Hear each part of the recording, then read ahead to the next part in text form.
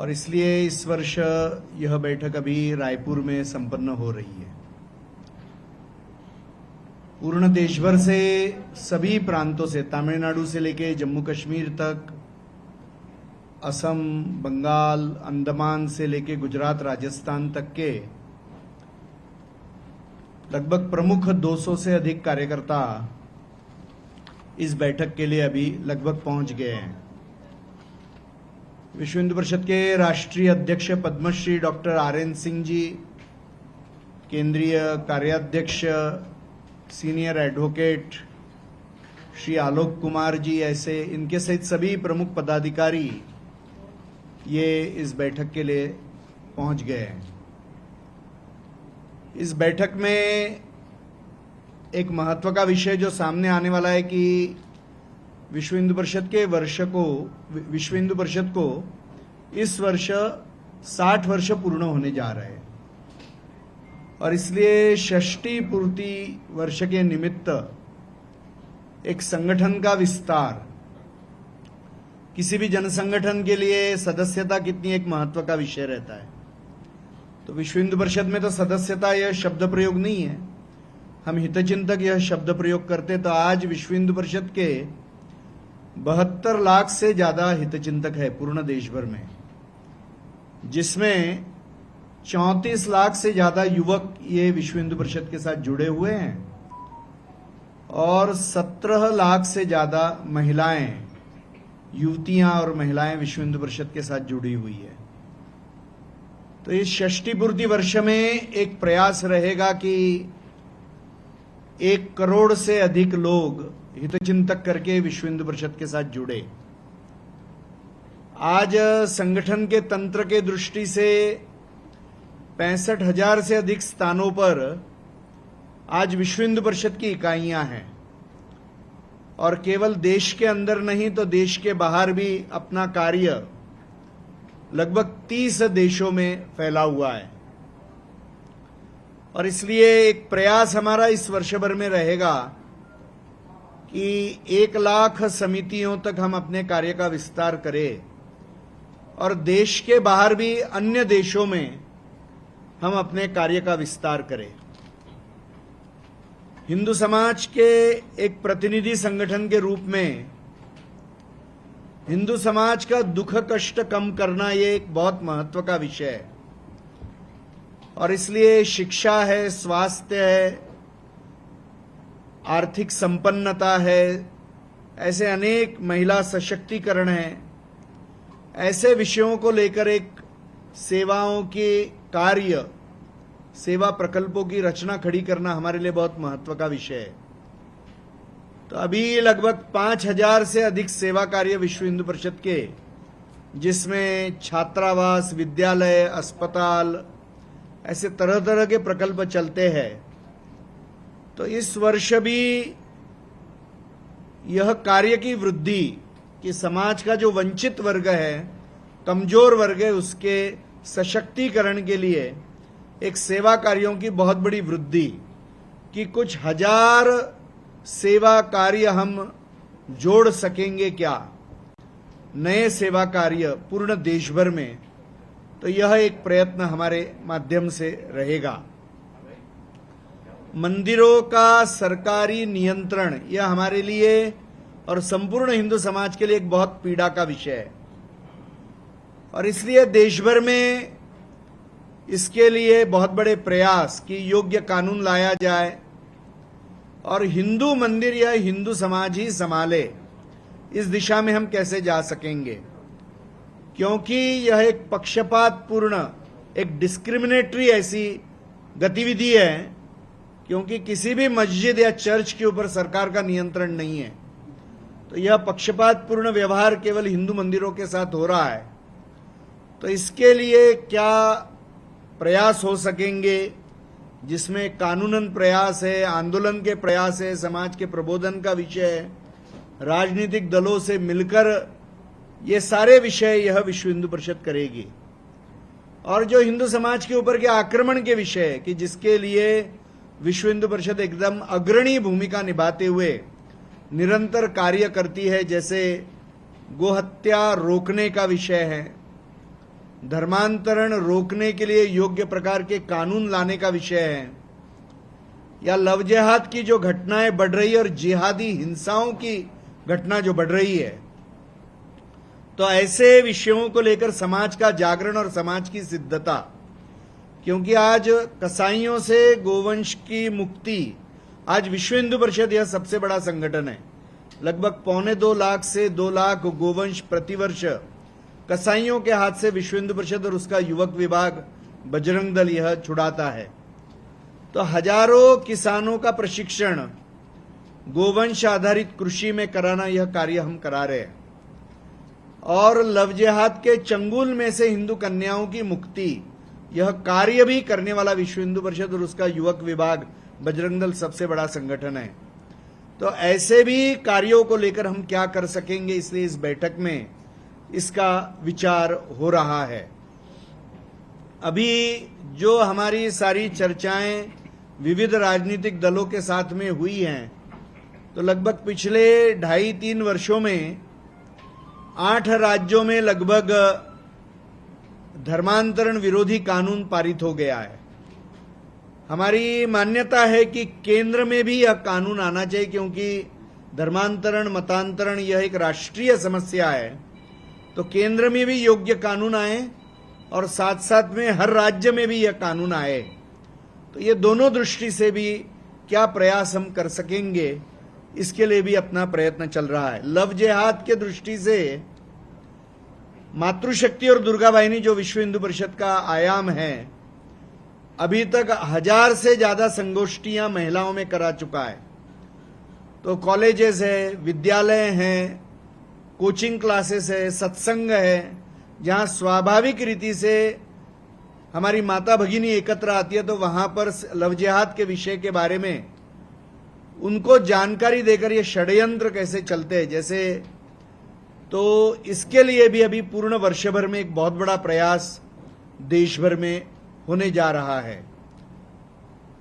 इन सारे विषयों को लेकर इस बैठक में पूर्ण योजना बनेगी, देश भर की योजना बनेगी, और एक बड़ा निर्णय हरिद्वार के केंद्रीय मार्गदर्शक मंडल जो संतों का एकत्रीकरण है, जिसमें देश भर के सभी पंथ संप्रदायों के प्रमुख साधु संत पधारते हैं।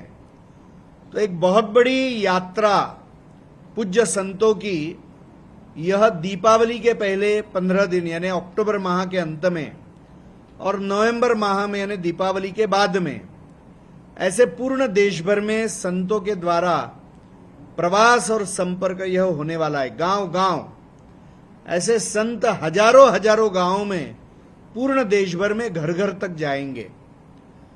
और जो धर्मांतरण का विषय है, लव जिहाद का विषय है, कुटुंब प्रबोधन का विषय है, और हिंदू समाज के अंदर भी जो अनेक सामाजिक कुरीतियां आई हैं इस कालोग में, तो उसके मुक्ति के दृष्टि से एक बहुत बड़ा जनसंपर्क अभियान, जैसे अभी छत्तीसगढ़ में भी वह संपन्न हुआ था, तो वैसा ही हर वर्ष पूर्ण देश भर में करने का निर्णय पूज्य संतों ने लिया है।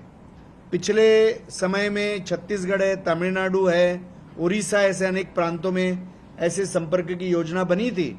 अभी देश के हर राज्य में हर पंथ संप्रदाय के साधु संत बाहर निकलकर यह कार्यक्रम करेंगे, और जो एक शौर्य के भाव को जागृत करने के लिए बजरंग दल के माध्यम से भी एक बहुत बड़ी देशव्यापी यात्रा, कि जिसमें देश के हर प्रखंड और प्रखंड के नीचे खंड तक भी जाएंगे, तो उसकी भी रचना ये सारे इस अखिल भारतीय बैठक में हो रही है। तो ये यात्रा की कल्पना यह अक्टूबर माह में है। तो ये दो बड़े बहुत जनसंपर्क के कार्यक्रम, एक तो बजरंग दल की शौर्य जागरण यात्रा और पूज्य संतों द्वारा एक संपर्क की यात्रा पूर्ण देश भर में, बहुत बड़े कार्यक्रम, इनकी रचना इस बैठक में होगी। तो ये सारा बहुत ही पैक्ट ऐसा इस बैठक का एजेंडा है। तो इन सारे विषयों को लेकर हम कार्य करेंगे। इस संबंध में हमारे मन में कोई प्रश्न रहेंगे तो हम पूछ सकते हैं।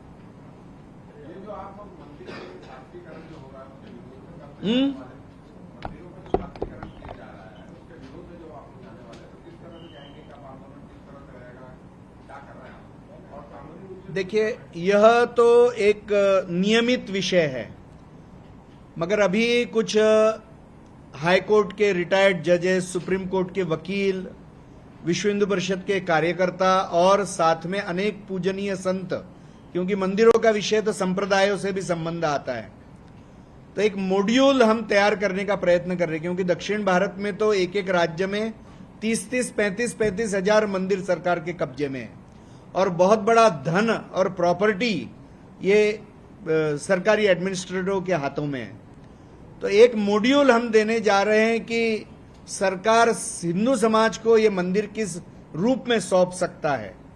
तो इन मंदिरों के नए ट्रस्टी, इनके संचालन का विषय, इनकी प्रॉपर्टीज और इनके सारे धन का हिंदू समाज के कल्याण के लिए व्यय, जो विश्व हिंदू परिषद की मान्यता है कि Hindu money for Hindu cause, कि मंदिरों में जो धन एकत्र आ रहा है वो केवल और केवल हिंदुओं के काम के लिए खर्चा होना चाहिए। क्योंकि आज मिस एप्रोप्रिएशन, मिसमैनेजमेंट और जिन कामों के लिए वो धन उपयोग में नहीं आना है, सेक्युलर कामों के लिए, तो वह और अहिंदू कामों के लिए भी उपयोग में आ रहा है।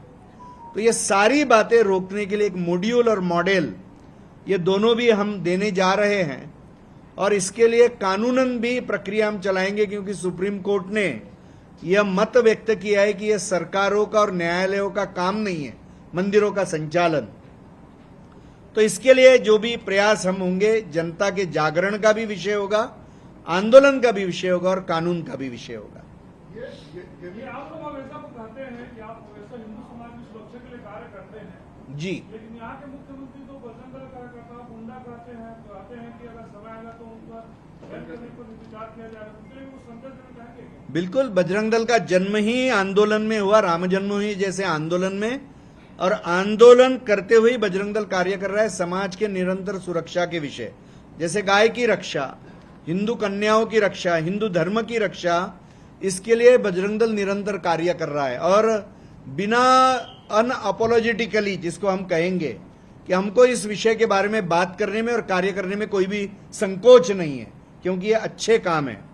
अभी जो लोग कह रहे हैं कि बजरंग दल के ऊपर प्रतिबंध लाएंगे, वो जो मार्ग चलना चाहते चलेंगे। बजरंग दल इन ऐसे सारी बातों से डरने वाला संगठन है नहीं, और सारे संघर्ष के लिए, अच्छे काम के लिए संघर्ष करने के लिए बजरंग दल निरंतर सिद्ध है। ये गौवंश की आप बात कर रहे हैं, गौवंश संवर्धन के लिए प्रदेश सरकार भी यहाँ छत्तीसगढ़ में सरकार जो काम कर रही है गौवंश के लिए, उसको किस तरह से देखते हैं? संरक्षण को लगातार देखिए, जो कोई भी गाय की रक्षा के लिए काम करेगा, अच्छा काम है, मगर क्या छत्तीसगढ़ में तस्करी नहीं हो रही है गोवंश की? क्या गो हत्या कानून तोड़कर नहीं हो रही है? ऐसा छाती ठोक के कोई कह सकेगा, सरकार का अधिकारी या कोई भी राजनीतिक दल का व्यक्ति? तो बहुत बड़ा कार्य अभी भी करना है। आज भी छत्तीसगढ़ तस्करी का बहुत बड़ा मार्ग बना हुआ है, और जो दो कानून प्रमुख है, prevention of cruelty to animals act और एनिमल प्रिजर्वेशन एक्ट, ये दोनों कानून तोड़ते हुए हजारों गोवंश की हत्या आज भी हो रही है। इसके लिए ये काम के तरफ सरकार यदि छत्तीसगढ़ की ध्यान देगी तो और भी अच्छा होगा, ये मैं कहूंगा। एक एक तरफ से आए। हाँ दीदी,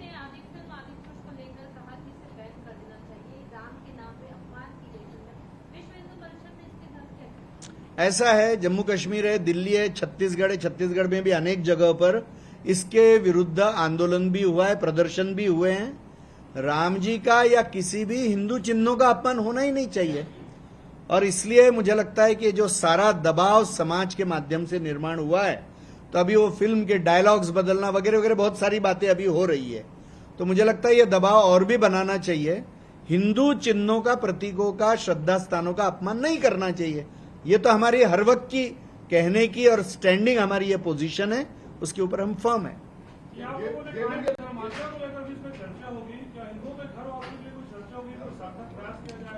जो धर्मांतरण रोकने का विषय मैंने कहा, वही विषय है जो अनेक राज्यों में कानून बने, अन्य राज्यों में भी कैसे बन सकेंगे, इसके लिए हम प्रयत्न करेंगे। जो ईसाई और मुसलमान हिंदू धर्म में वापस आना चाह रहे हैं, और ये संख्या हजारों में है, और प्रति वर्ष मुझे कहने में आनंद है कि हजारों ईसाई मुसलमानों यह हिंदू धर्म में वापस आ रहे, क्योंकि झूठ बोलकर, डर दिखाकर, फंसाकर उनको ईसाई या मुसलमान बनाया गया है। तो ये तो गैर कानूनी काम है सारे के सारे। हमारा संविधान ये कहता है कि बाय फ्रॉड या एल्यूरमेंट या बाय फोर्स आप किसी को भी धर्म नहीं बदल सकते हैं। तो ये गतिविधि तो ईसाई मिशनरियों द्वारा और लव जिहाद के माध्यम से मुसलमान के एक वर्ग द्वारा चल ही रही है।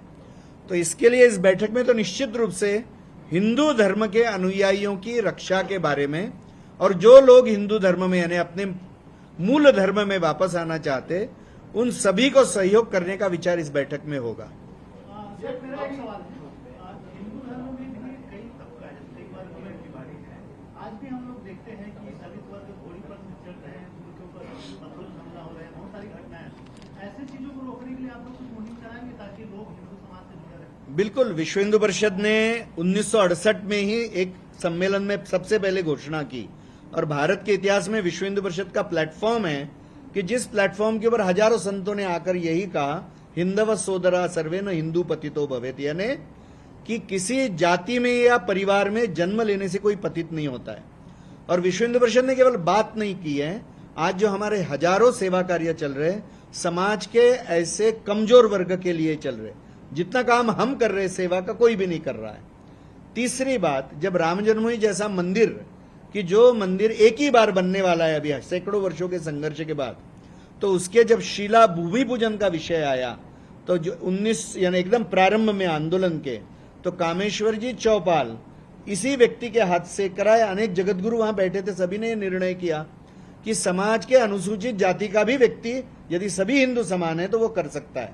तो we are walking the talk, जो बोल रहे हैं हम कर रहे हैं। और अभी जैसा मैंने प्रारंभ में कहा कि हजारों संत नवंबर में और अक्टूबर में जो प्रवास के लिए निकलेंगे, घर घर जाएंगे, तो हिंदू समाज के अंदर जो कुरीतियां आ गई है, जिसमें छुआछूत भी एक कुरीति है कि जो हमारे धर्म के तत्वज्ञान के विरुद्ध है, तो इसके बारे में प्रबोधन करना, हिंदू समाज को अंदर से निर्दोष बनाना, इसमें इस यात्रा की बहुत बड़ी भूमिका रहेगी। अब तो हिंदू मंदिरों के सरकारीकरण में बाधा क्या है, आप क्या समझते हैं, किस तरह की बाधाएं आ रही हैं? ब्रिटिशों के समय से चलता आया हुआ विषय है और जब भारत में स्वतंत्रता आ गई और स्वतंत्र भारत की भी सरकार बनी, तो दुर्भाग्य से राजनीतिक दल इसी मुस्लिम और ईसाई तुष्टीकरण के नीति के ऊपर चल पड़े और इसीलिए हिंदू के साथ पक्षपात हो रहा है, क्योंकि चर्च और मस्जिद को कोई ये नहीं बना रहा है, उसके ऊपर सरकारी कब्जा नहीं हो रहा है।